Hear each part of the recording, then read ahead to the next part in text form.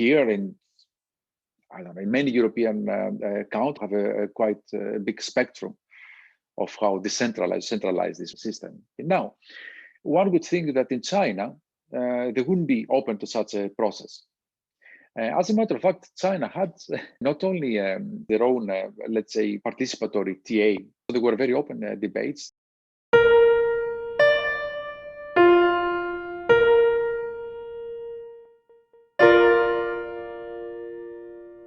Have you found any surprising similarities among stakeholders at the national and international level that you can leverage to build good policies? What I will, our stakeholders are actually very wide-ranging grouping. So apart from the policymakers in the science and technology and the scientists themselves that have an interest, which are the main stakeholders, we have, in our case, the way that we do TA, at least in Europe, the public, the general public as such, but specifically also NGOs that work in these areas, and of course, industry. And whether it's a big industry or SMEs are also parts of our stakeholder grouping. So we invite them regularly in the debates that we organize, and we have a direct input in our technology assessment, let's say, process from these groupings. I see a lot of similarities in debates that happen, for instance, between Europe and China in biotechnology area.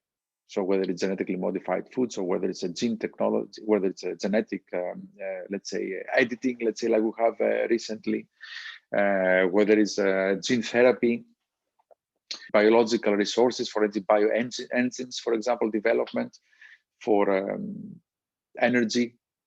I see a lot of similarities in how people, the public, for instance, would see it as a interesting, but also fearful. For instance, they have a lot of concerns about these developments, particularly the closer it comes to them, like food, because we inject food, we take it into our system, and also medicines, of course. And I see there a lot of similarities of how these discussions are structured.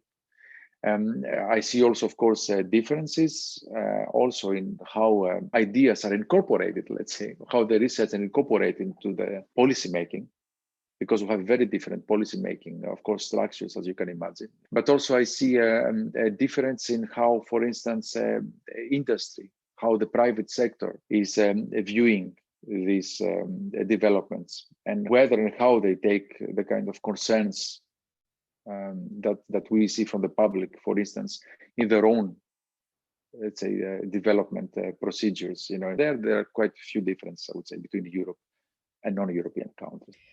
So then, when you see because I watched one of your talks, and you said it's important to focus on the similarities when we want to build global TA.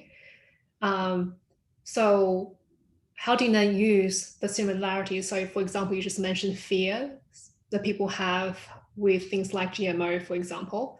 How do you then use that insight to develop S&T policy? Yes, that is something that depends, of course, not only on our will to incorporate these concerns and how we incorporate them, but also on the possibilities that the system gives us to do that. I'd say that, in my opinion, every system, people sometimes, criticize the more centralized, let's say, systems. As you can imagine, like I don't know, China and Russia, who have more centralized, let's say, policy-making structures. Here in, I don't know, in many European countries, not in every European country, are quite decentralized. And we go, again, we have a quite big spectrum of how centralized is, maybe from our Nordic, let's say, countries, where they have a quite decentralized system, to a more centralized, more the let's say, the southern or the main the center of Europe or the Eastern European countries. So we also have different systems here. And some are more willing than others to incorporate this kind of concerns into the policy making. Now, what means incorporating concerns? It doesn't mean that you have to legislate according to people's fears. What means is that you have to take into consideration these fears when you legislate, and you should always leave a possibility of, let's say, change within your legislative system. And in order to do that, you need the politicians have to be quite close, let's say, to these concerns and be part of the debate. This does not happen always, that the politicians are willing to be part of this debate.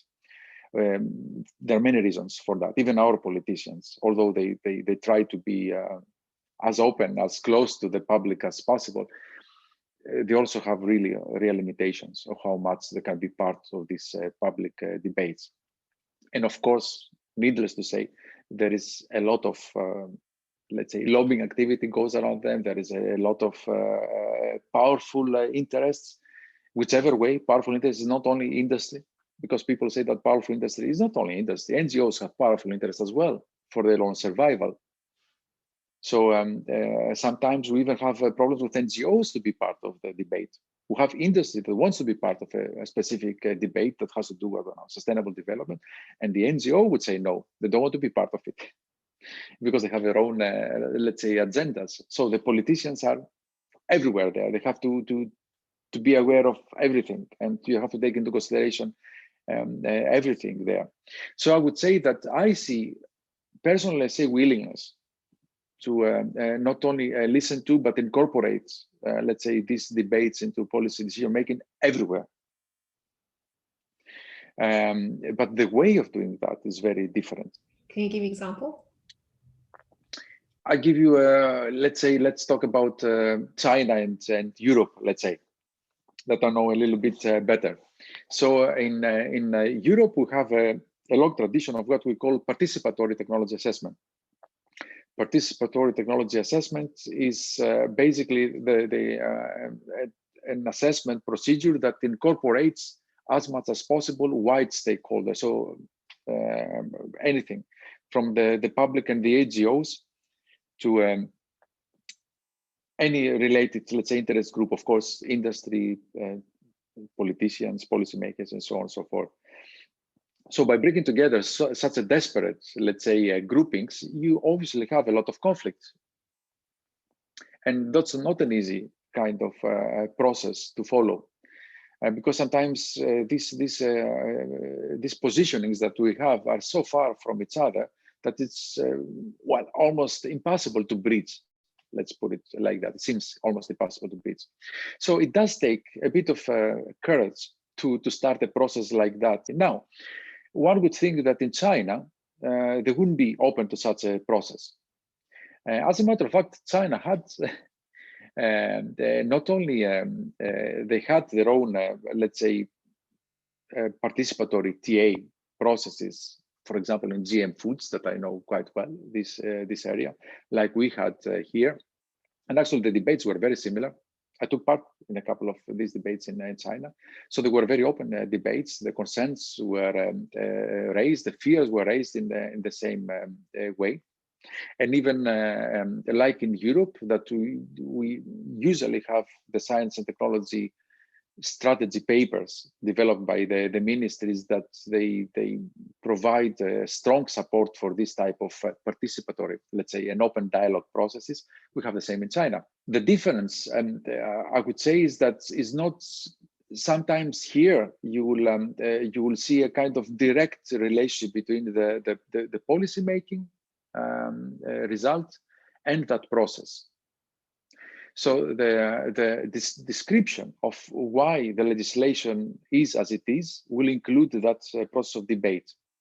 So they will say that we did the debate, we did this kind of thing, we took, we involved this and that and that. They said that, the other said that, this kind of thing, and then we reach the conclusion that we should legislate in this way because of that or the other way. So the political debates about this process quite open. This does not happen in China.